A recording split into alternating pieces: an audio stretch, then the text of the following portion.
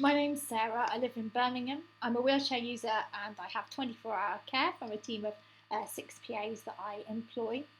Um, in terms of my independent living, obviously the toughest part has been shielding when you can't really shield because you've got people coming out left, right, and centre of the flat. Um, and most of my PAs have second jobs, because of the wage that I'm forced to pay them. So they have to have other sources of income. And those are in hospitals, schools, cleaning, and they just haven't been able to work from home.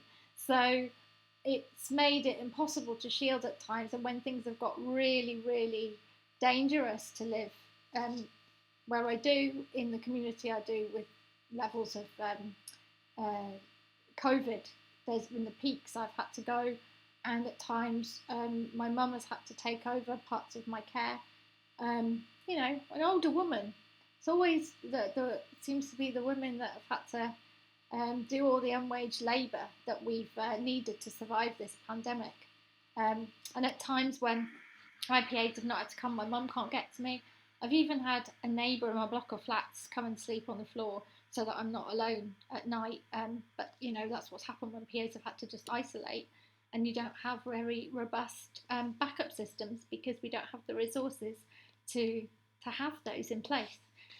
Outside of COVID, I've been dealing with the cladding crisis. I live in a block of flats that is covered in flammable cladding.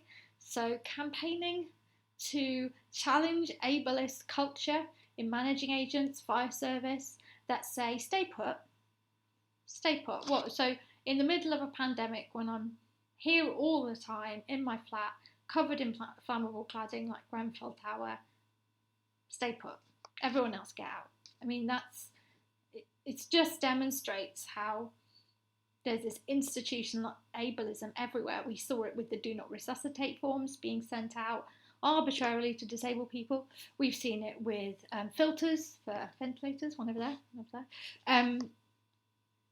Keep the ventilators for the healthy non-disabled people who need them. And it's just shown us that our lives aren't valued, and there needs to be an inquiry.